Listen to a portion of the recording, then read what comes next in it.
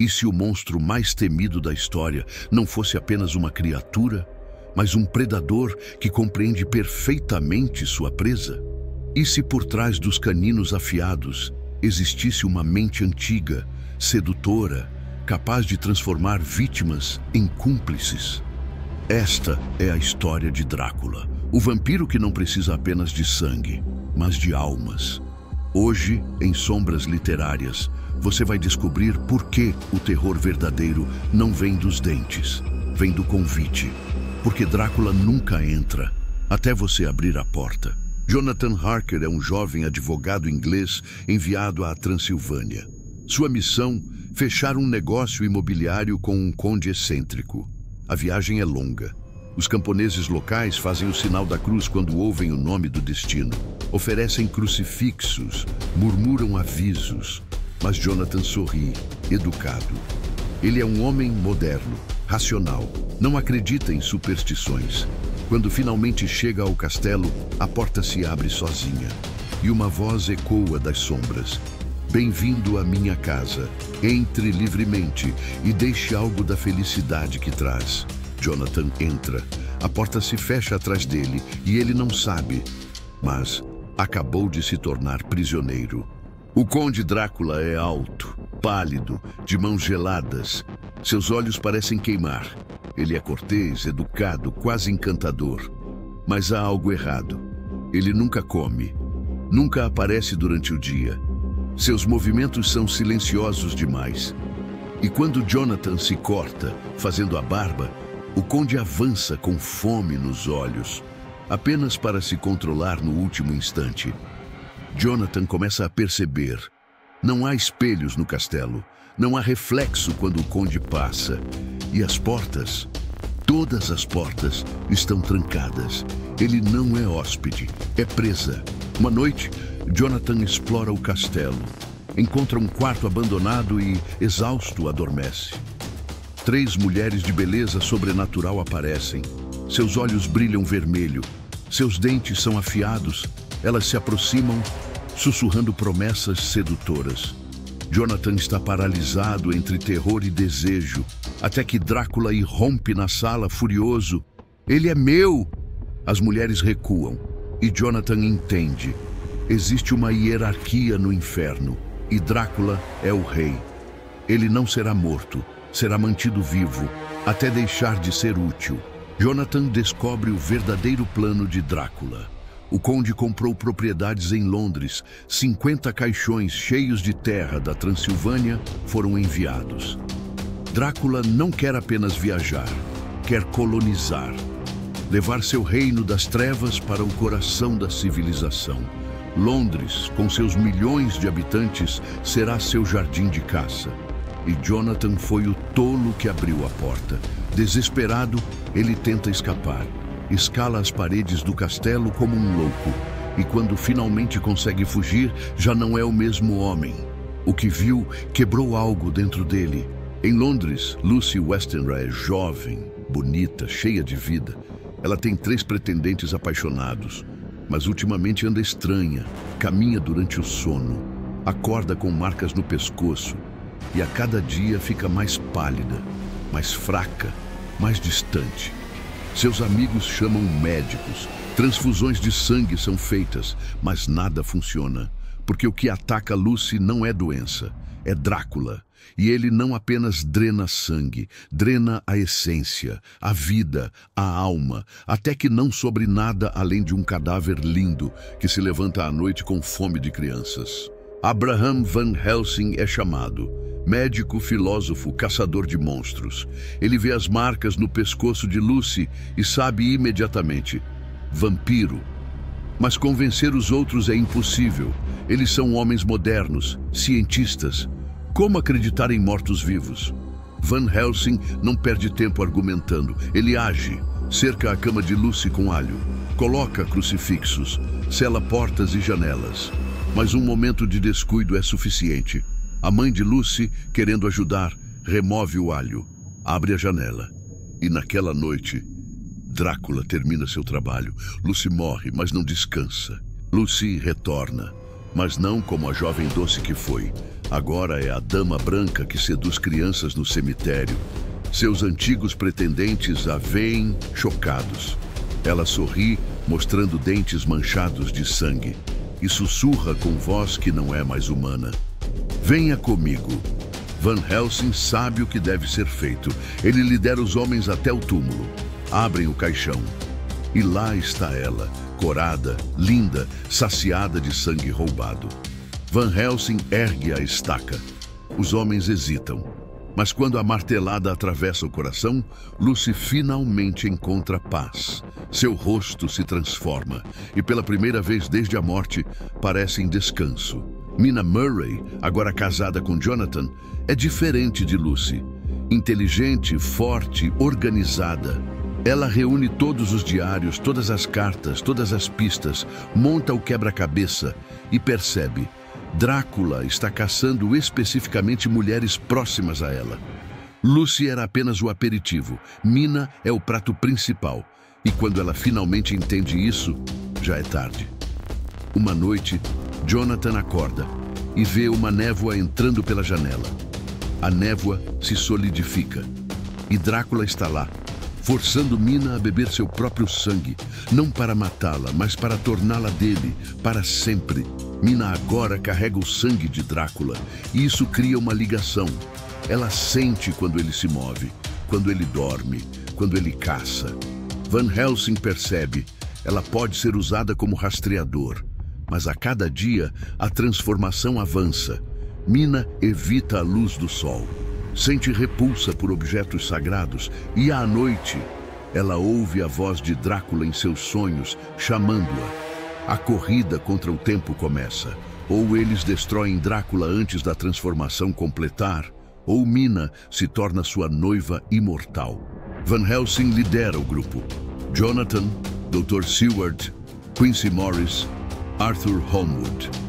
Homens modernos armados com armas antigas, estacas, alho, hóstias consagradas. Eles rastreiam os esconderijos de Drácula em Londres. Cada caixão deve ser encontrado e profanado com terra sagrada. Drácula percebe e retalia.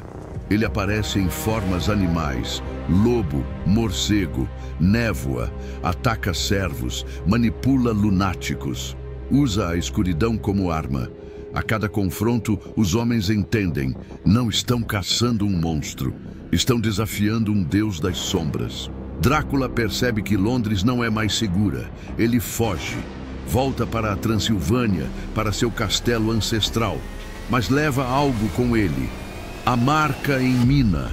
Van Helsing sabe, se Drácula chegar ao castelo antes do pôr do sol, ficará invencível em seu próprio território. A perseguição se torna corrida. Eles atravessam a Europa, seguem o rastro do vampiro. E Mina, hipnotizada por Van Helsing, revela cada movimento de Drácula. Mas a cada dia ela fica mais pálida, mais próxima da transformação. O tempo está se esgotando. A jornada os leva às montanhas geladas, neve, lobos uivando e sempre a sensação de serem observados. Mina sente Drácula cada vez mais próximo e ele sente ela. É um jogo de gato e rato onde ambos são predador e presa. Van Helsing acampa com Mina perto do castelo e à noite as três noivas vampiras aparecem. Elas chamam Mina, tentam seduzi-la para se juntar a elas. Van Helsing desenha um círculo sagrado. É a única coisa mantendo as trevas afastadas. Mas dentro do círculo, Mina luta contra si mesma, contra a voz de Drácula em sua mente. Drácula viaja em um caixão transportado por ciganos. O sol está se pondo. Se ele entrar no castelo antes do escurecer, venceu. Jonathan e os outros perseguem. Alcançam o caixão nos últimos raios de sol. Os ciganos defendem sua carga. Há luta, sangue. E quando finalmente abrem o caixão, Drácula está lá, fraco sob a luz do sol, mas ainda perigoso. Seus olhos encontram os de Jonathan e há reconhecimento. O prisioneiro se tornou caçador. Jonathan ergue a faca. Quincy enfia a estaca. E no último segundo antes do sol se pôr completamente, Drácula é destruído. Algo estranho acontece quando Drácula morre. Não há gritos, não há maldições finais. Seu rosto relaxa, quase como gratidão, como se séculos de existência vampírica fossem prisão, não poder. Seu corpo se desintegra em pó, e com sua morte, a marca no pescoço de Mina desaparece. Ela está livre, mas Quincy Morris, ferido na luta, não sobrevive. Ele morre sorrindo, sabendo que salvou Mina. O preço da vitória é sempre sangue, mas desta vez foi sangue humano, dado por escolha, não roubado por monstros. Van Helsing entra no castelo de Drácula. Encontra as 3 noivas vampiras dormindo em seus caixões. Sem hesitar, ele as destrói. Não há prazer nisso, apenas necessidade. Porque vampiros não são pessoas, são ecos, sombras do que foram. E liberá-los é misericórdia. Ele queima o castelo, sela as criptas, consagra o solo. O reino de Drácula é apagado. Mas Van Helsing sabe a verdade. O mal nunca morre completamente. Apenas dorme, esperando ser convidado novamente. Mina sobrevive, mas não sem cicatrizes. Ela carregou o sangue de Drácula, sentiu sua mente e parte dela entendeu a solidão de séculos, o vazio da imortalidade, a fome que nunca se sacia. Ela não o perdoa, mas compreende porque ele caçava companhia tão desesperadamente. Drácula não queria apenas sangue, queria não estar sozinho na escuridão. E essa compreensão a assombra mais que os pesadelos. Drácula não é apenas sobre monstros, é sobre invasão. Um estrangeiro misterioso chegando à civilização moderna. É sobre sexualidade reprimida vitoriana. O vampiro que morde o pescoço é íntimo de formas que a sociedade não permitia discutir. É sobre o medo da contaminação, do sangue impuro, das doenças que viajam pelo mundo, e é sobre imortalidade. O preço de viver eternamente é perder sua humanidade. Drácula viveu séculos, mas parou de viver realmente há muito tempo. Ele apenas existia. E isso talvez seja o verdadeiro horror. Van Helsing representa algo importante. Ele é a ponte entre o velho e o novo. Usa ciência e fé, razão e superstição. Porque alguns males não podem ser combatidos apenas com lógica. Às vezes, você precisa acreditar no impossível para sobreviver. Ele carrega esse conhecimento como fardo. Porque saber que monstros existem significa nunca mais dormir tranquilo. Mas alguém precisa vigiar. Alguém precisa estar pronto quando as sombras se moverem novamente. Bram Stoker escreveu mais que um conto de terror. Escreveu sobre os medos de sua era, a modernidade encontrando o antigo, a ciência confrontando o sobrenatural, o Império Britânico, tão confiante em sua superioridade, descobrindo que não controlava tudo. E sobre masculinidade. Os homens precisam proteger Mina, mas é Mina, com sua inteligência e organização, que os guia. Ela é ferramenta e heroína, vítima e salvadora. E isso, numa era vitoriana, era revolucionário. Drácula é o inimigo externo, mas o verdadeiro horror é o que ele revela sobre nós mesmos. No final, Drácula é destruído, mas sua lenda continua, porque ele tocou algo primal em nossa psique. O medo do predador na escuridão, a sedução do proibido, a fascinação pela imortalidade. Cada geração reinventa Drácula, às vezes vilão, às vezes anti-herói trágico, mas sempre poderoso, sempre sedutor, sempre perigoso. Porque a verdade é esta: parte de nós quer abrir a porta quando ele bate, quer aceitar o convite, quer provar a imortalidade, mesmo sabendo o preço. Me diga, se Drácula batesse à sua porta oferecendo vida eterna, você resistiria ou abriria a porta? Comente aqui embaixo. Curta este vídeo, compartilhe com quem ama o clássico terror gótico e inscreva-se no Sombras Literárias. Porque algumas sombras nunca desaparecem completamente, elas apenas esperam o próximo convite. Sombras Literárias, onde cada história esconde um segredo.